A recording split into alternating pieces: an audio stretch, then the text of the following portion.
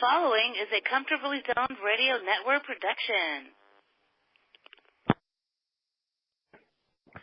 We are back, in case you're wondering, with George. George is here, George Case III. How are you, sir? I'm just fine. Looking forward to today. Yeah, it's going to be a good day. We have a guest, and Darrell Berger's back from last week. We didn't do him justice last week, and we will today. David Hubler is here, and he's got some not-so-happy news, and he'd like to talk about a friend of his, David Hubler. Yeah, hi. Thanks, Ralph. I just learned this past week that Bill Meade died in the middle of December. The obituary was published in the Washington Post just the end of January. And for those who may remember, Bill wrote that seminal book, Even the Browns, which detailed the story of the St. Louis Browns' only pennant win in 1944.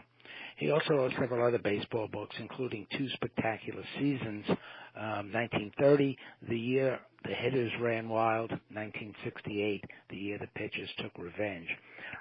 Bill was a terrific guy, a wonderful sports writer. He grew up in St. Louis, and so he was witness to the 1944 season when the Cardinals and the Browns played the only World Series, not only in the same town, but also in the same ballpark. They both played in Sportsman's Park in St. Louis. Bill was extremely helpful to me when I was writing the Nats and the Grays because he knew so much information about the year 44. So he was just a terrific guy. His son wrote a wonderful book. Chris Meade wrote a wonderful book on champion Joe Louis, Black Hero in White America. So it runs in the family, and I just wanted to mention that Bill will be missed, and I was sorry to hear of his death. He was 80 years old. That's 83. Very, very nice tribute. And on behalf of the entire network, I'd just like to echo the words. Rest in peace. Did you guys learn from each other in terms of wartime baseball when you were writing your books? Did you communicate, you and Bill Meade, David Hubler? Oh, yes, absolutely. Bill was extremely helpful. Always had a good laugh, and some people laugh at a lot, and Bill was one of those guys. Yeah, as soon as I got in touch with him, he lived in Maryland area. He lived in the Maryland area, suburban Maryland, and he was just absolutely wonderful. Gave me anything and everything that he could to help with the book. Sent me to sources and things, and so it was quite. In fact, I'll tell you one thing. He got a very large obit in the Washington Post, which has become, with a big picture, the Washington Post has become very stingy in its publishing of local obituaries, and they're doing most of them they're doing most of them online now. And I find that terribly offensive because families like to see the obituary in the newspaper. I don't care how often they go online and do things. The newspaper still has that authority that this was a life, and a lot you can still pay for the ad, but obituaries like Bill's are rare nowadays. They'll reserve the space for national figures or international figures. So and they paid him homage. Yes, they did, and it showed the respect that the publishing world, that at least the Post, had for Bill and for his accomplishments over the years. He'd been a UPI reporter and several other journalism ventures. Hey, David, it's George Case. I wanted to ask you something. Bill Meade, I'm certainly familiar with his name, but I wasn't familiar with his affinity for the St. Louis Browns. from the St. Louis area, or how did he? Yeah, yes, he was from St. Louis, and he was there in '44, of course, since he was 83 years old. He was there for that '44 World Series. Right. Interesting. I was just curious. I was yeah. curious because you and I had talked. I mean, my dad and playing for Washington and St. Louis Browns certainly had a rivalry, and the fact that St. Louis was some people have called it a racial town and that kind of thing. But that '44 World Series was so unique because it did have two teams from the same city playing in the World Series in the same stadium. I mean, right. That I don't think has ever happened before, probably ever happened since. When you had, instead of a subway rivalry, they were even closer than that. I mean, That's they right. played in the same ballpark. Yeah. I think if the Yankees and the Mets had won the pennant, respective pennants in the late 70s when the Yankees were playing at Shea Stadium while Yankee Stadium was being refurbished, you would probably have the same situation, but it never happened. Right. Well, you probably would have had hell freezing over as well. Yeah. That's it. Having been a Met fan for all these merry years, it's just that would have been an improbability, to say the very least. Well, there couldn't have been more improbable than the Browns winning the American League pennant. That's After true. so many years of just total ineptitude. Well, they did. I mean, they went from the only. They went from last to first in '44, and Washington went from last to second in '45. So I mean, World War II certainly had a dramatic effect on Major League Baseball, and to have a team like the Browns. It was my understanding that the Browns were the only team that actually benefited by so many players being in the war. By 1944, the Browns had the most major leaguers, authentic major leaguers who were 4F, for various sorts of ailments and physical imperfections, but they could still perform.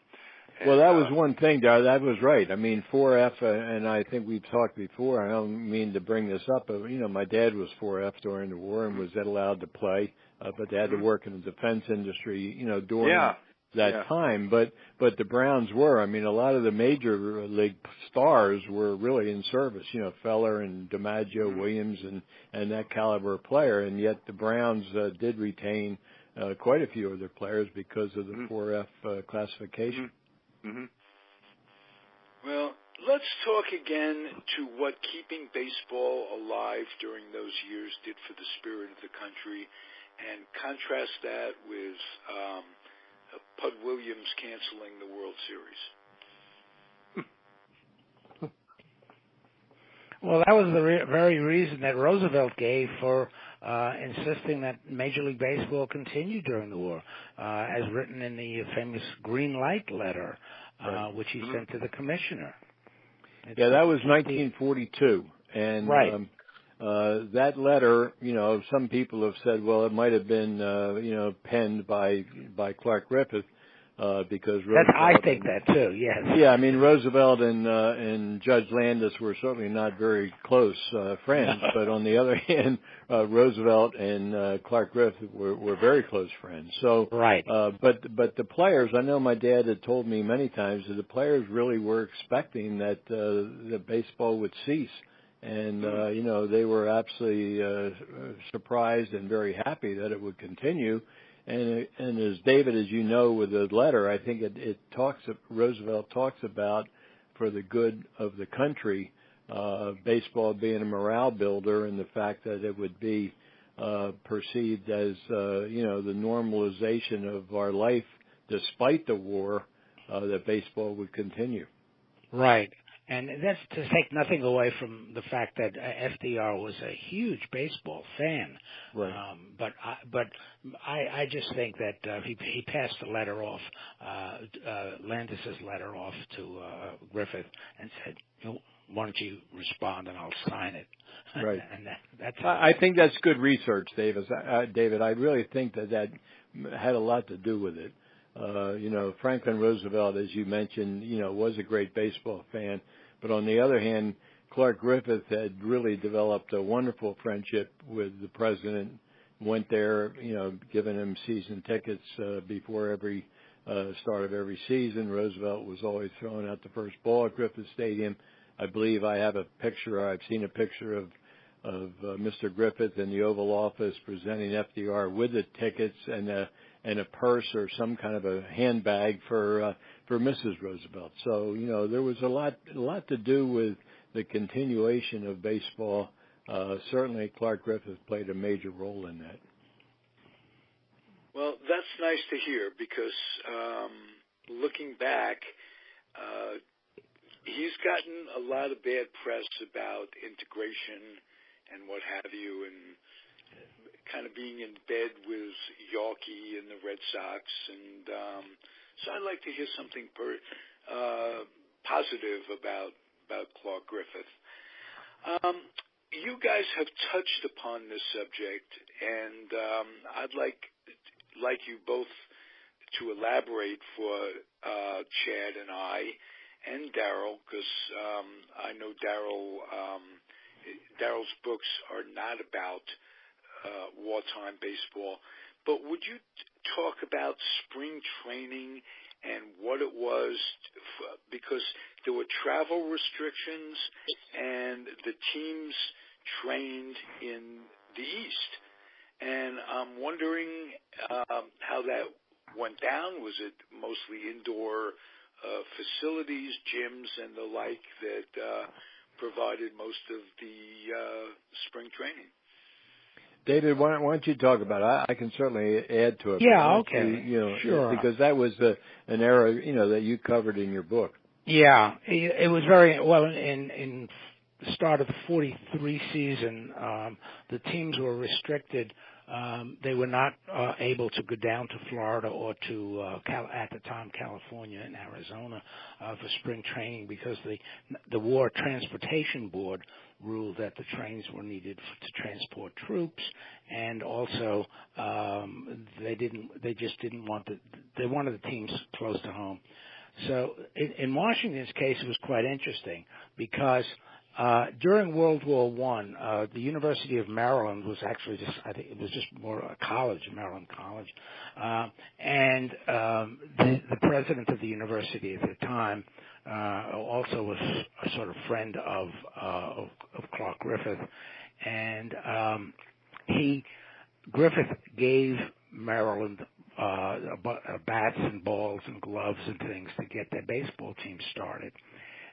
Excuse me. And World War II came, and the Senators Nationals were prohibited from going down to Orlando to Tinker Field, which was their normal spring training camp.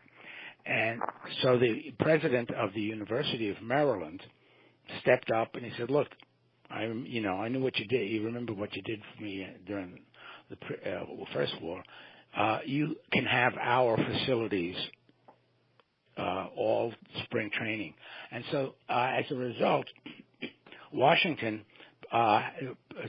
played, they wound up playing the local Army Navy facilities in the area, but they did all their spring training for the next 3 years at the University of Maryland, which had been set up by President Byrd. They named the football stadium after Byrd, the president, who arranged all of this.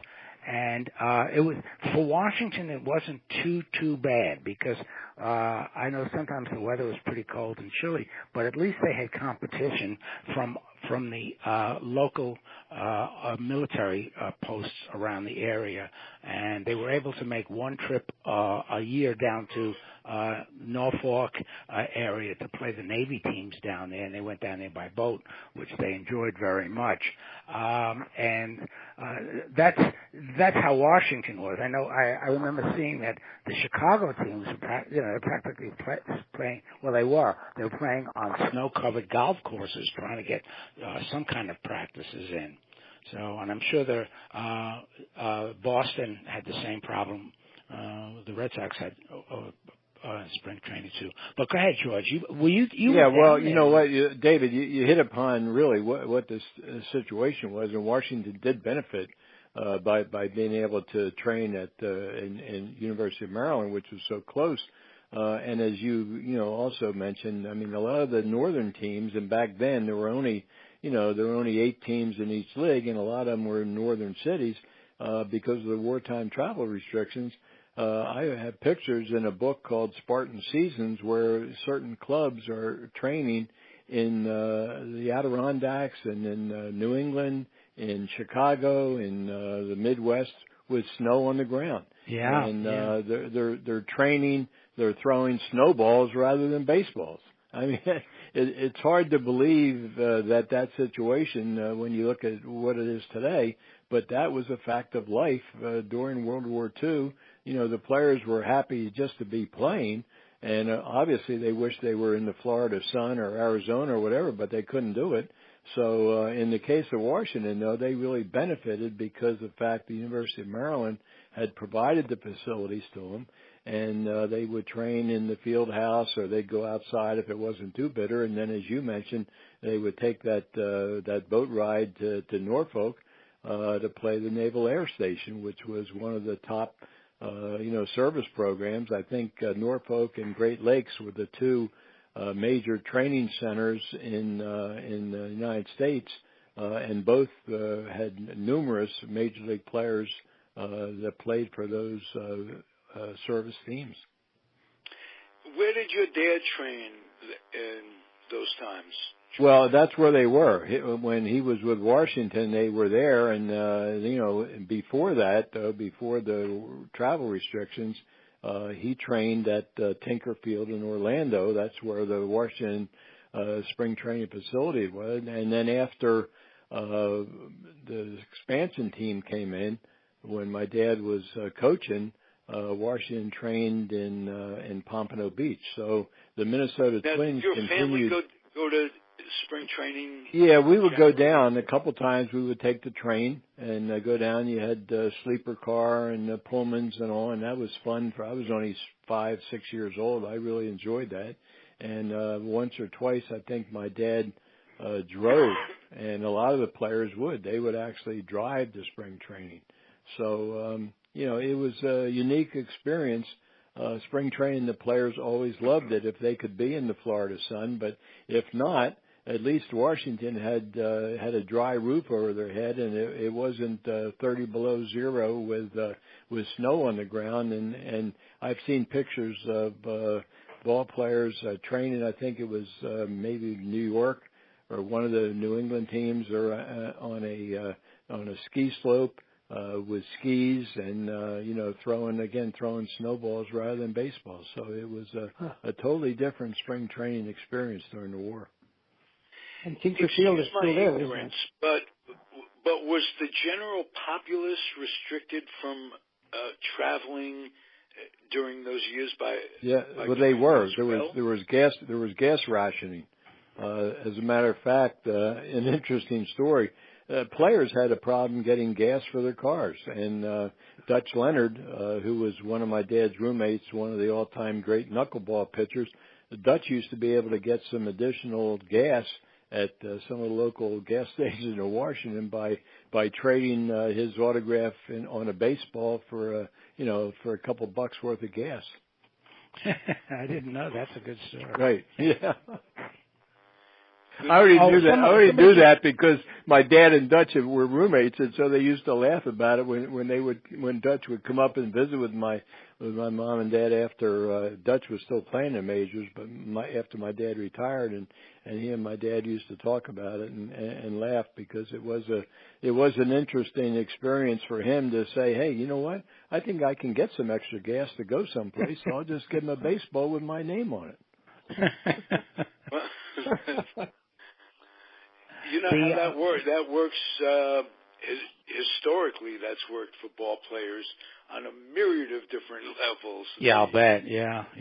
By the way, I heard somebody say that Tinker Field is still there. As far as I know, it was torn down recently. Yeah, I think it was torn down, David. That's what I was told. You know, it was adjacent to what they called the Citrus Bowl. Which That's right. Originally been a football stadium, and I've got some pictures of them, training there. But it was, I mean, for me, I think it was very historic. I don't know what happened to it, but there was a statue, I believe, of Clark Griffith.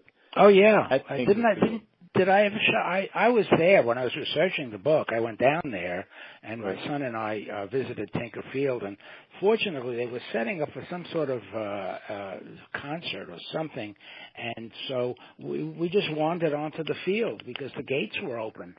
And there was this is another little side story that about the demise of the old Washington Ball Club. There was a concrete pillar as you came in from the main gates, which had a big stone baseball on top, and there was a bronze plaque devoted to Clark Griffith there. And I took a couple of pictures. My son took some pictures of me standing on that by the plaque and everything. And we took some pictures specifically of the plaque itself. And I was in touch with a writer on the Orlando Sentinel at the time because he was giving me some information about the field and all. And it turns out that the plaque was stolen, never recovered. And so the photo that I have in the book of the plaque is like the last memory of that particular stadium and the plaque. The field, of course, was still in, I would say, could have been in playable condition. The stands were terrible. There was a lot of wooden seats that were damaged and falling apart. But yeah, it was right opposite the Citrus Bowl, and I think they tore it down specifically to add parking to the stadium. But the loss of that plaque was really irked me because I was hoping that the new club, the Nationals, would be interested in getting that plaque and putting it up in the hallway there at Nats Park, where they've got all this memorabilia about the old club, and I couldn't arrange any kind of interest in it, and before you know it was stolen and gone. Yeah. Well, that's a sad story. I mean, there's been other plaques that have been stolen and misplaced or whatever, but I was not aware of that, the fact that the Clark Griffith plaque was not saved. But I can also say, David, and again, I don't want to point fingers, but I'm not overly surprised that the Nationals didn't have a lot of interest in that.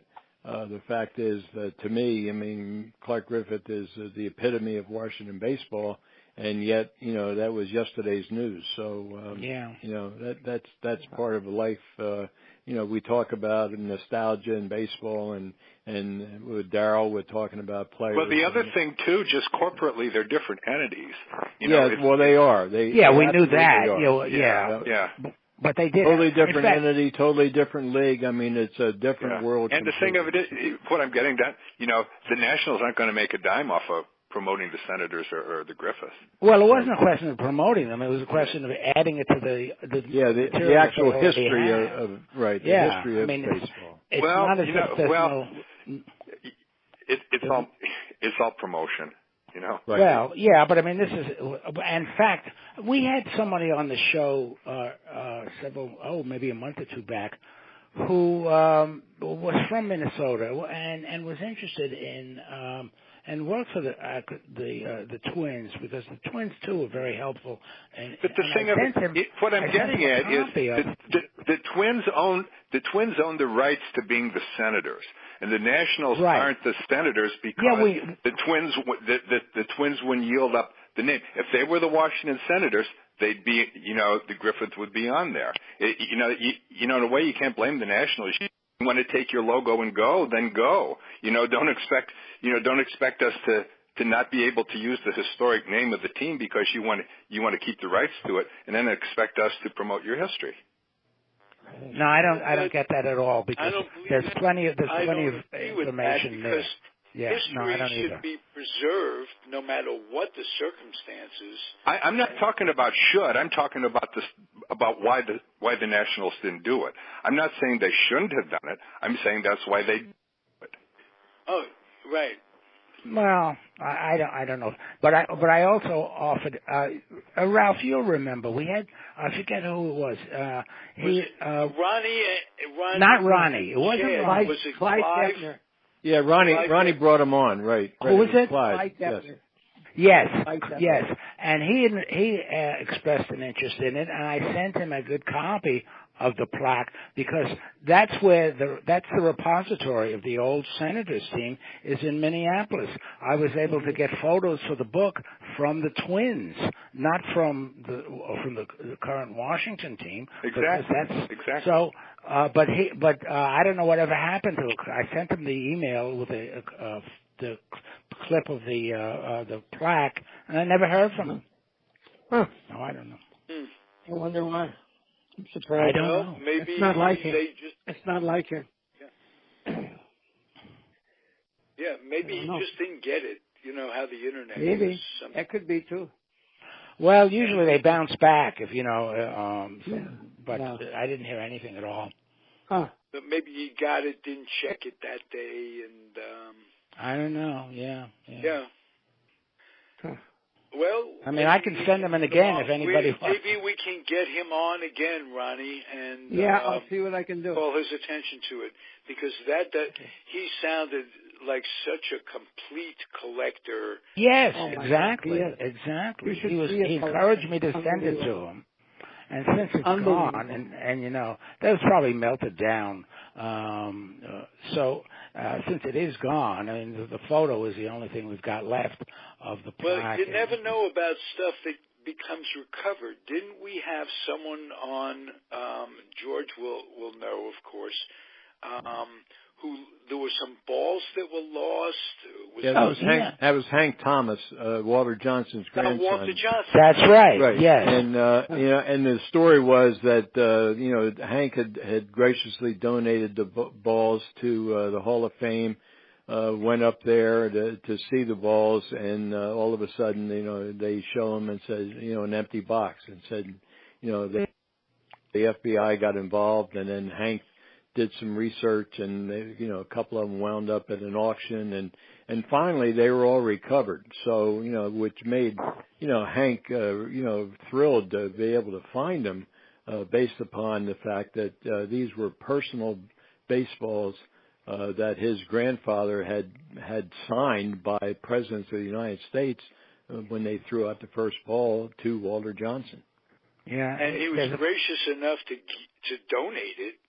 In the first place, which were it me, I have to be quite frankly, those balls would stay with me until I died. And, well, you know what? They probably did. That's the thing, though, Ralph, with baseball memorabilia and the Hall of Fame. The Hall of Fame does not purchase baseball memorabilia. No, nothing. It has to be donated by a player or a family. And that's what it was. So Hank, because of Walter Johnson and baseball history, decided to donate these baseballs to the Hall of Fame. And he was shocked, stunned. I mean, I've talked to Hank about it when he goes up to on a visit to Cooperstown and wants to see the balls that he donated and is shown an empty box with the apology from the president of the Hall of Fame. I'm sorry to tell you, Hank, that somebody stole the baseballs. Huh. Wow. That's very terrible.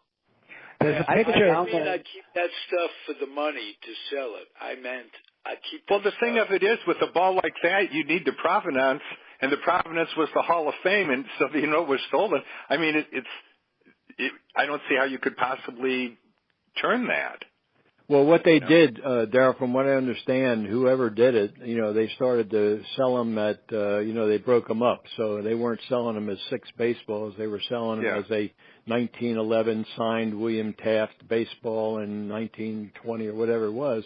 But Hank was able to remember what the inscription was on one of the balls that he saw in an auction catalog. And that's how the FBI got involved to start to dig into what the situation was. Yeah.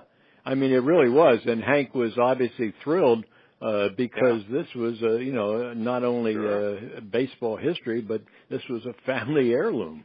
Yeah. The Library of Congress gave me a photo of Walter Johnson examining one of the 6 balls. The other 5 are in his wooden cabinet. And it was one of his proudest possessions. I mean, because they were the different presidents on it. Yeah, it was. It's amazing they were able to get them back, but the provenance too. Of course, that's the important. Right. Absolutely. Yeah. David, it's amazing down there in the Hall of Fame. Go ahead. What's that? I was just going to say, David, when I was a kid, my uncle and my grandfather would take me to the New York Public Library, and they explained that the Library of Congress, what that meant, and along with the Dewey Decimal System, but that if you publish a book, it goes into that. What a thrill that had to be for you, and I was wondering if you've ever gone to the library and had them take your picture with your book, David. No, I never thought of that. But I did know. They will not allow you to take a picture. They have to take it. They have to take it, but they will give you if you like, can give them your cell phone or your camera, and they'll take a picture of you with the book in the National, Library of Congress. I think that would be some cool beans. Yeah, it would be. I never knew that. That's a wonderful idea. You ought to do that, David. That's great. All right, I'll look into it. I found the Library of Congress one of the great American treasures. It is just the most phenomenal repository of anything and everything you could ask for. The staff is great. They get what you need. You don't go rummaging through stacks or anything. They have to, get the material for you. But it's such a glorious place. Anybody who denigrates the federal government should spend a day in the Library of Congress. It's just a wonderful place. If I'm not mistaken, that isn't the original Library of Congress. I think the original one was damaged in a fire. Yeah, during the War of 1812, it was burned down, and Thomas Jefferson donated his library to the Library of Congress to rebuild the Library of Congress. The British burned it down. Darrell Berger, Darrell Miller, was the third member of the Miller family who was great. Cheryl Miller and the basketball player Miller, and Darrell Miller was a catcher with the Angels. But Darrell Berger also has books that are in the Library of Congress. So same idea goes for you. If you've never done that, that might be. Never occurred to me.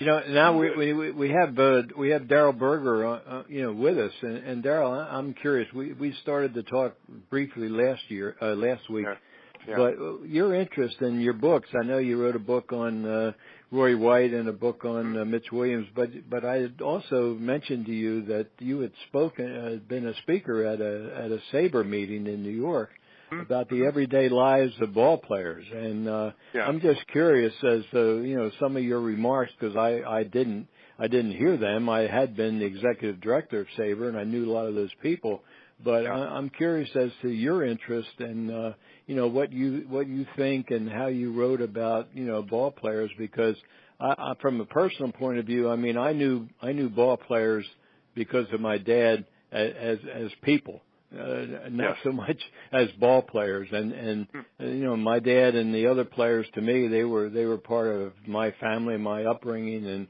and I always enjoyed being around them. But a lot of people, they look at ball players with an exalted eye and say, "Oh my God!" But they are really human beings. So I'd like to hear some of your comments about that.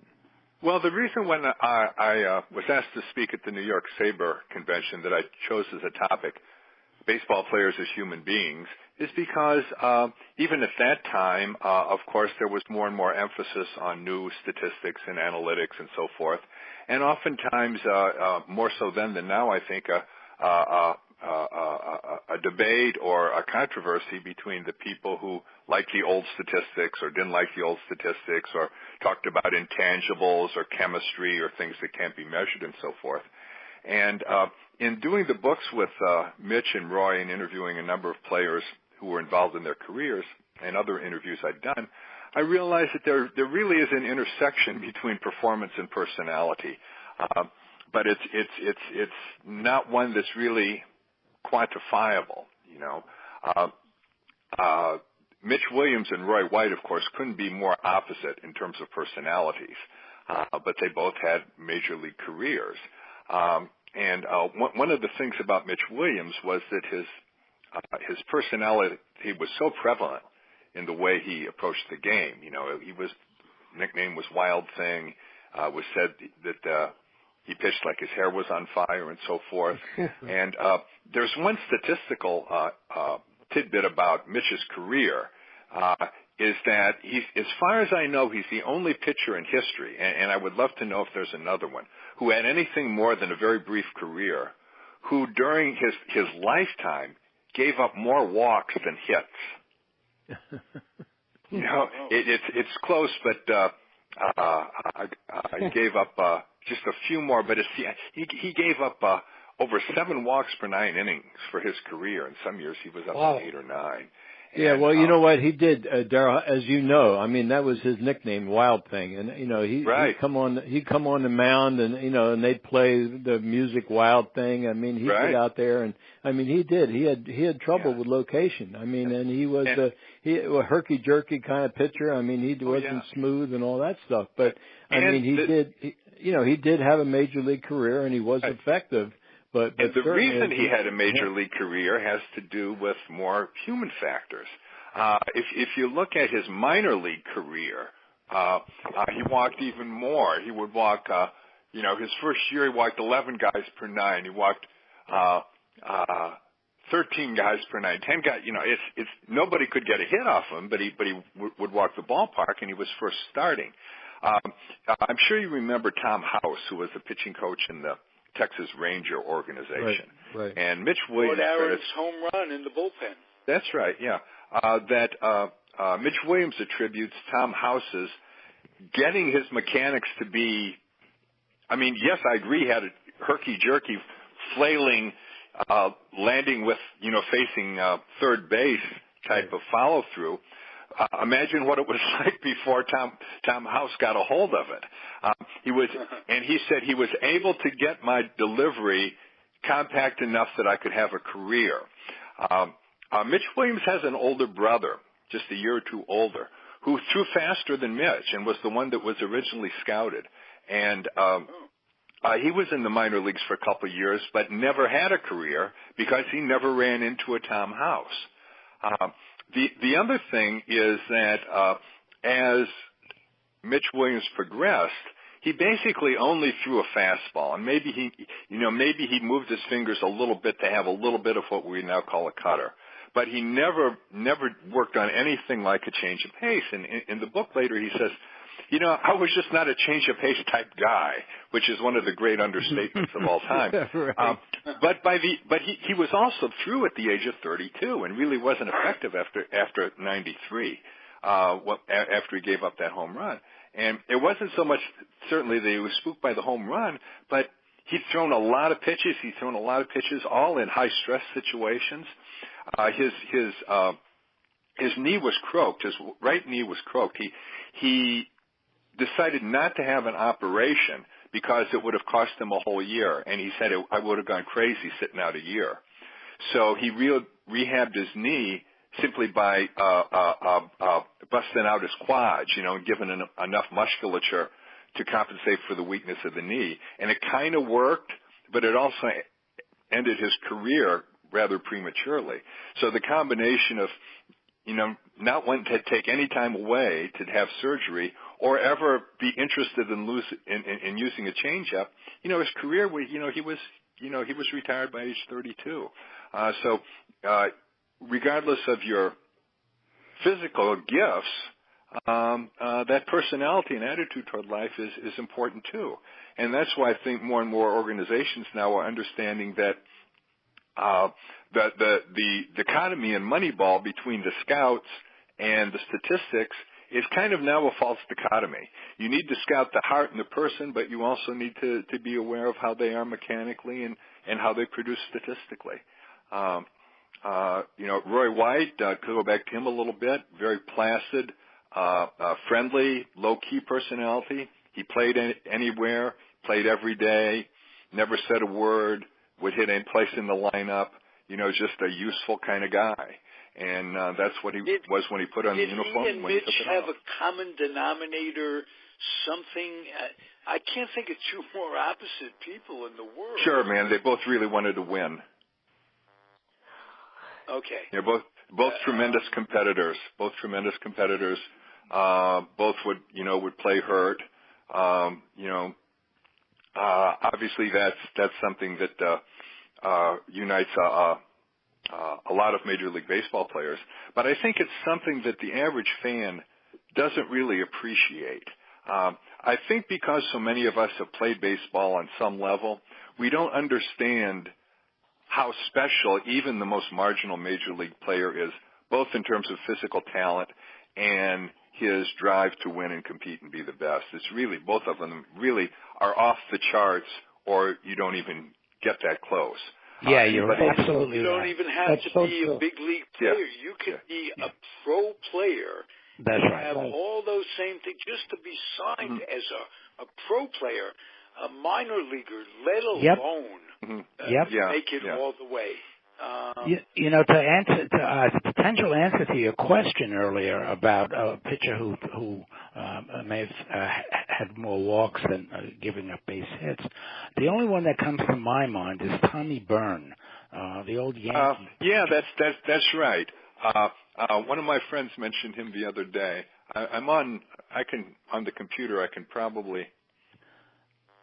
I went to a baseball history meeting. I think, George, you were even there about 2 years ago. So when I did my presentation on the book, and there was a fellow there who gave a presentation about statistics, and he talked about Tommy Byrne being, right up there at the top pitchers who gave up more walks than hits. Yeah, it's close. He walked 6.9 per nine, which is just 0.2% 0.2 of a walk less than Mitch, but he gave up 7.5 hits. So he did give up more hits for his career. He gave up 1,138 and walked 1037. So he was, he was close. That's a good guess. He also walked more than he struck out, which because so fewer people struck out in Tommy Byrne's era than Mitch's. Mitch did have more strikeouts than walks. That's true. Yeah. But I looked at the other thing too is of course Tommy Byrne was usually a starter, and even somebody like Ryan Duran did have a few starts in his major league career, and it's hard to be going 5 or 6 innings very long and walking 5 or 6 guys. You just can't survive that way. No. Whereas he was the 7th game pitcher in the '55 World Series when, as Roddy will attest, the only year the Dodgers ever won the pennant in Brooklyn. Or the World Series in Brooklyn.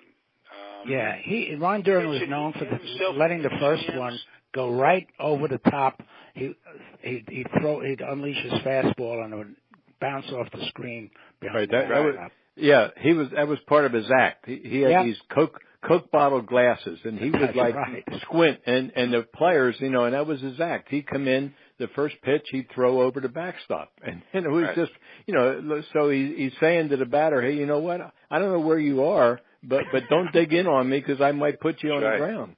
That's right. I'm wild as hell and I can't see. Right. He had a lot in common with Mitch Williams. He did.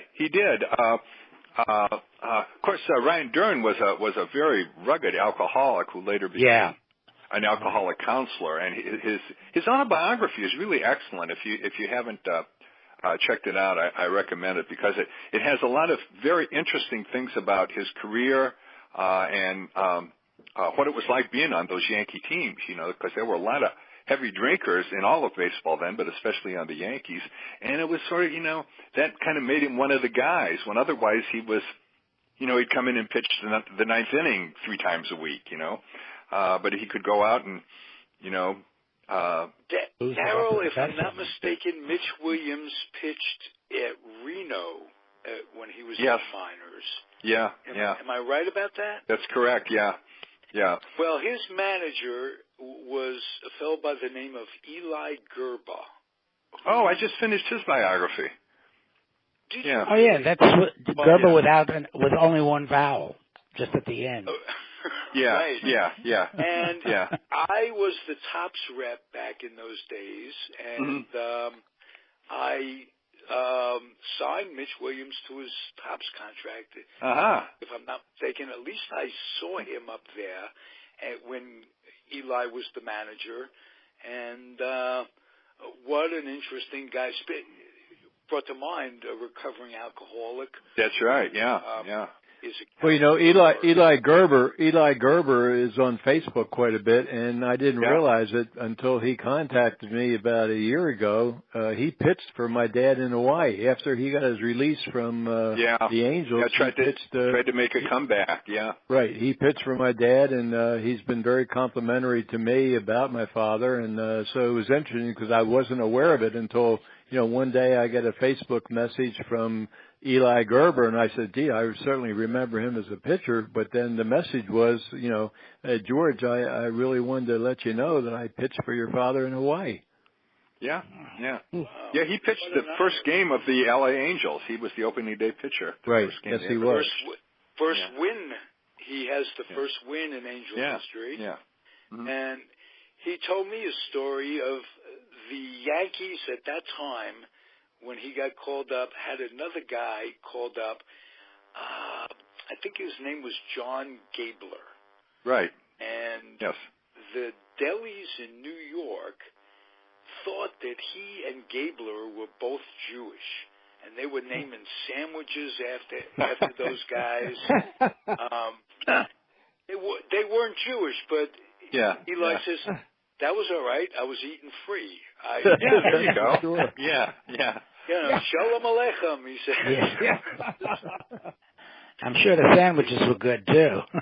I'm sure they were. And by the way, just off the top of my head, my New York friends tell me that it is almost impossible to find good deli in New York. Yeah. All the delicatessens are closing. So Yeah.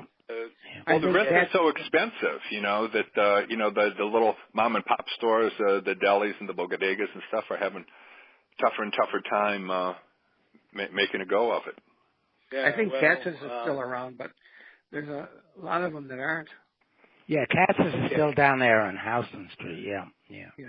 Yes, and you pronounced that correctly. A lot of people that don't know would pronounce that Houston Street. And well, I know. That's a sin. That's a sin in New York. Yeah. You can always tell a tourist if he says, "Where's Houston Street?" Yeah. In Texas. Or a tourist in San Francisco who goes Frisco. Yeah. People don't like the term Frisco. Or Beantown. Boston doesn't like Beantown, and it's Tremont and not Tremont. It's Tremont and not Tremont. It's Tremont in Boston. It's Tremont Avenue in the Bronx. Yeah, you're right. Right before Kingsbridge, as a matter of fact. That's right. That's right. So that shows you. That's an intro to the Bronx show. Bronx Bronx Roots will be recorded later on today with David Hubler, who's here, and Michael Freminger. Mm-hmm. And Scott Russell is going to join us, and the Bronx native. So that's a show on the Comfortably Zoned Radio Network you might look into. Hey, let's take a timeout from baseball. The Super Bowl is being played in Minnesota, and we have two Minnesotites who I'm sure worried about one freezing off at this point. A minimum. How cold is it there, and what's the Chad Rubin and Ron Rabinovitz? It's 6 degrees. How cold now? 6 degrees. Oh, 6 degrees, so it's warmed up. It's balmy. Wow. It's a beautiful day. The sky is completely blue, sunshine. Yesterday we had a lot of snow. Wait a minute. We had 4 inches of snow yesterday out of nowhere. Yesterday. Right. 4 inches of snow yesterday. And it made a mess downtown. Minneapolis downtown was a mess last night. I was down there late. I'm picking up some friends who were at the J-Lo concert. But everybody is here. It's unbelievable what's going on. I was at the streets drivable, or you get buses through? Yeah, they're drivable. Oh, yeah. It was so funny. There were a quarter of an inch out east. Right, exactly. That's right. But it's all cleaned off today. It looks great. But it was so funny. There are people from California that were with their both hands on the steering wheel. They didn't know what the heck to do. They'd never driven in snow before, so it's amazing. I don't people know, are here from Ronnie, I don't know if you know this, but your son-in-law turned down a chance to go to the game. Who's that? My son-in-law? Tony? Your son-in-law. Tony did. He turned down the chance to go to the game. Oh my God, unbelievable. Yeah. Well, he's not a big. The chance that you go out in 6-degree weather wherever you're going, it's not going to be a great day. You can stay home and watch it on the security I would think. Unbelievable. I've never seen anything like it downtown. There's Humvees. There's National Guards there. There's helicopters flying around.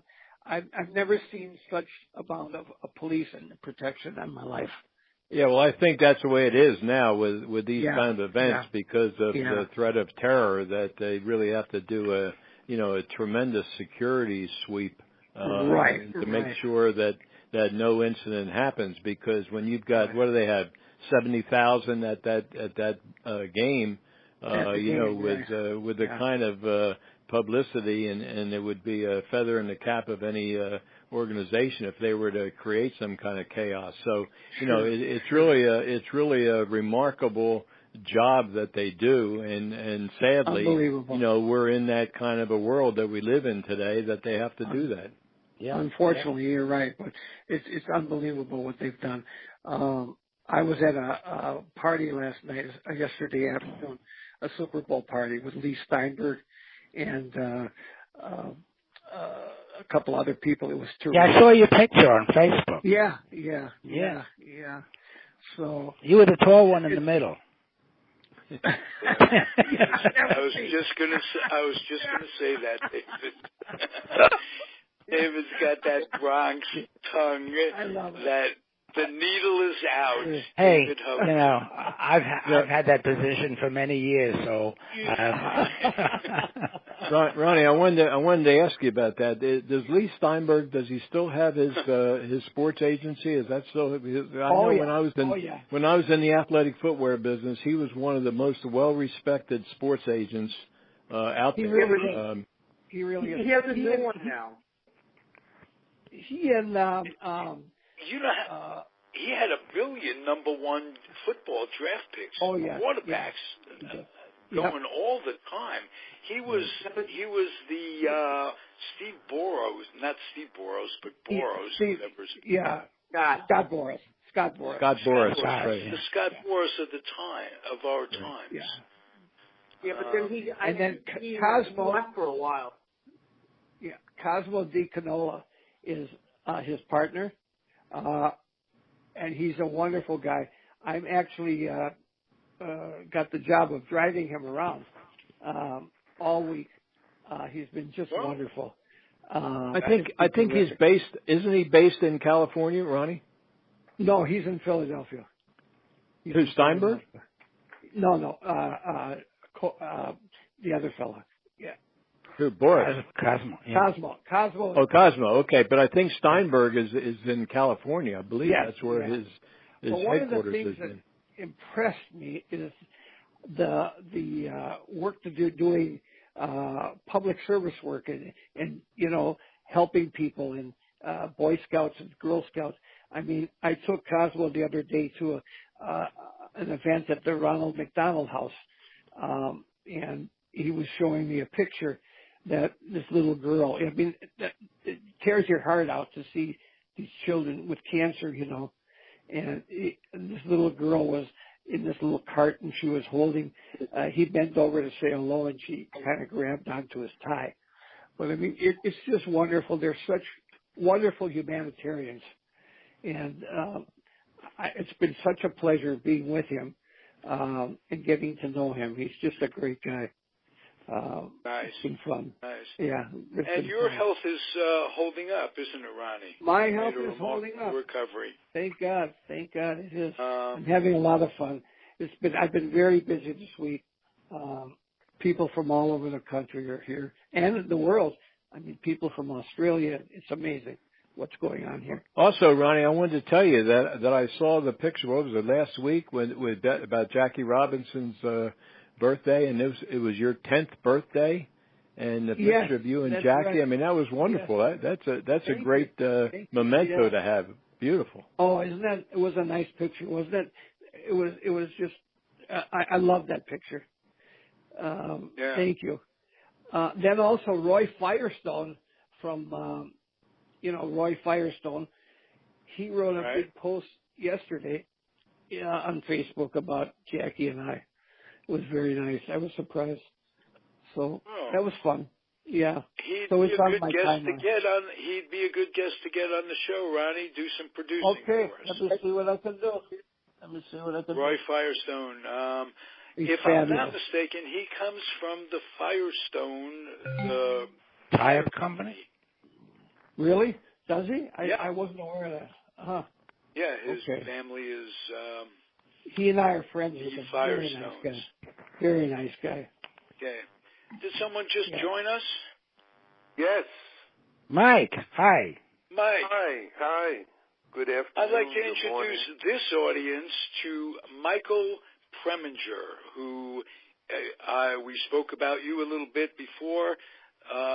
You, David Hubler, and Scott Russell and myself, we all have Bronx roots. Bronx is a separate part of borough of New York that a lot of people don't know about, and we're trying to give them an idea of what Bronx roots are about. Michael is a screenwriter and a comedian, and we're privileged to have you on the network, Michael. Meet Chad Rubin, Darrell Berger. Hello. George Case III. We have a full house here. Ronnie Rabinovitz of Jackie Michael. Robinson fame. Welcome. Hello. And, of course, David. He's here, and me, the weak link of it all. We had a great show today, guys. Anything on the panelists' minds that you want to close it out with? I don't want to leave anybody hanging. How about a prediction? Start with you, Chad Rubin. Chad Rubin, you come in every now and again with some of the most poignant, well thought out questions, and you're short but sweet. So, is there anything that you'd like to talk about? I think we need to start talking about free agency and what the baseball union has done. The most powerful union in the world is now one of the weakest, and how that has changed over the last 10 years. I think it's amazing. Okay, let's go around the room. Do you think there's collusion going on right now? No, I don't think so. It looks a lot different than what it did when the guy from the Olympics sort of masterminded the collusion, nobody got any offers to do anything back then. It was a complete shutdown and practically a blackball. This to me looks more like a, dare I say it, a market correction to me. You know, there have been some signings, there have been some reasonable signings, and you know, nobody wants to sign J.D. Martinez for 8 years. You know, he's been healthy one out of the last 3 years. You know, I mean, I think it may be a dose of sanity coming to the teams. There's some big names that haven't signed increased penalties on the soft cap. Right. That's right. Well, and now that, like the Yankees, if they go over the penalty, they're going to end up paying time and a half or whatever. Yeah, that's right. Yeah, that's true. The Dodgers are in that situation too right now. Yes, they are. Well, yeah, that's why I understood. That's one of the reasons why they didn't take Verlander last year. Yeah, and that's why they're waiting to sign Darvish. I think they're going to get Darvish back. Mm-hmm. Yeah, but the problem I think this is a lawsuit. I think this is a lawsuit waiting to happen. And earlier in the week, players were talking about just not going to spring training until we see some. But you know what? We all know that's BS because they're not going to walk away from those salaries. Are you see Kershaw walking away from $30-some million for what? I did. That's why the union has gotten.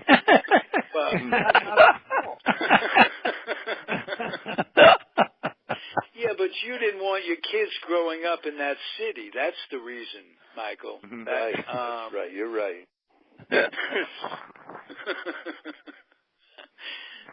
But and you're happy you did because you got 37 down the road too. Yeah, $37. And 50 cents. Huh? Wait a minute.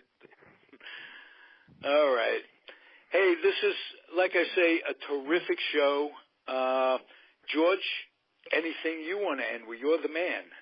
Well, no, I've enjoyed it, and you know, I can't really speak on this free agency thing because I'm so far removed from it. You know, I've mentioned before, you know, my dad was playing. Joe DiMaggio was the highest paid player in the American League, made $100,000, and his contract was for 1 year. So, you know, I just can't imagine these long-term 8-10 year contracts, millions and millions of dollars, when they're paying for a player, you know, on his past performance and his future performance. He might not even be playing anymore. Right. Well, even as late as the 50s, Mickey Mantle wins the Triple Crown 1 year. I think it was 56. Yeah, Next 56. year, he falls off in production, and Weiss wants to give him a pay cut, a maximum pay cut, 25% or what have you.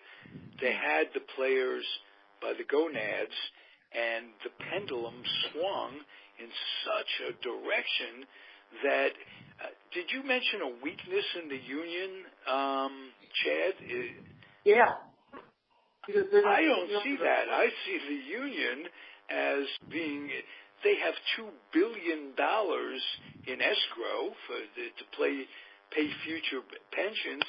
A guy comes up, spends 1 day on a major league roster, on an active roster, gets in a game, doesn't even have to come at bat. He has access to medical care for the rest of his life. I mean, group insurance for medical care for the rest of his life, as an example. You tell me where the union is weak, please. I think it's strong. I think it's very strong. Look at what Florida did. Look what Tampa does. Look what Oakland does. They can sell off all they want. They can cash these huge checks, make huge profits, and the people who are getting screwed are the players in the long run, because all these players aren't going to get big contracts eventually. And you're going to only have 3 or 4 teams who are willing to pay the luxury tax. The union. There has been a correction. Major League Baseball is not supporting these bottom feeders because of small market anymore. Oakland is in that classification not because they have a small market, but because their ballpark is dilapidated. But their amount of subsidy has been decreasing year by year, so I think that'll be corrected. I don't see the union being weak if you just look at the contracts that are being signed. I don't think they're weak either. I think they're very strong. Yeah, but you said it yourself. There's huge revenues in the game. The money's got to go somewhere. It used to be the players used to get around 60% of the money. Now they're getting just over a third of that money. Think about that. Yeah, but the percent you could give them less, but the amount of money has increased so much. Yeah. So it may be 20% less, but it's 20% less of a shitload more of money. Yeah, right. So tell that to J.D. Martinez right now. Enlighten me on that. I'm blanking because he's the free agent who had that monster year in Arizona last year, and now can't get a contract because no one wants to pay him because no one wants to go with a luxury tax. So you would say that's who are you referring to? You would say yes to Martinez. You would say yes that there is collusion. I didn't say there was collusion. There's not supposed to be a cap. I never said so I collusion. guess. But it's going to be a huge lawsuit. There's no law of supply and demand to say that you have to sign a guy for 8 years. If J.D. Martin, I think he's about 30 or 31, and more and more people are saying, you get a big guy who's injury prone past the age of 32. What are we going to be paying him for? Yeah. We better win the World Series this year. I bet if somebody offered him, if he would take $80 million for 4 years, I bet you he'd sign. No, and the fact that somebody doesn't want to take $80 million for 4 years, and then to say that his union is weak because of that, frankly, that shows how disproportionate income equality has gotten in this country. Sure. But they just signed a new deal. They didn't up the luxury tax. They didn't bar the line. So now all these teams are for the luxury line is where it was 4 years ago. They didn't put inflation into it. They're hurting their own players. Yeah. That was a problem. They would rather have extra days off and little things, like not practicing on certain days, but they didn't think about the long-term effects. I can't see Donald Fear ever giving that up when he was head of the Players Association. Hey, guys, I got to run, so let me... I have to run, too. Okay, so we're going to close it out, gentlemen. Thank you for being here. Darrell, please come back on a regular basis. You're a wealth of information. Thank you. We'll be in touch. Thank you. And Dingman's Ferry, hey, anytime there's a touch of Dingman's Ferry on the Comfortably Zone radio network. All right. Spent all those summers going to Kittatinny Camp. It's great. Thanks, Darrell. Okay. Yep, thanks. Bye-bye, everybody. Thanks, Darrell. Bye-bye, everybody. We'll be back. Enjoy the day. David and Michael are going to stay on the line. I'm going to close it out with just this. Please, if you like our offerings, even if you don't like our offerings, box up some lightly used children's books. Take them to the Head Start program in any community that you live. They'll be delighted to have the books. Kids need to read. They need to develop a passion. They need to get their noses out of the computers and the games. And quite frankly, they need to become school ready because they are our future. So start by doing that. I'll be happy. Let me know how it happened this week with the Head Start program. If you don't like our offering, I'm not giving you permission to go down there, steal books, and bring them home. I just wanted you to know that. Thanks, everybody. We'll be back next week. And George Case, adios.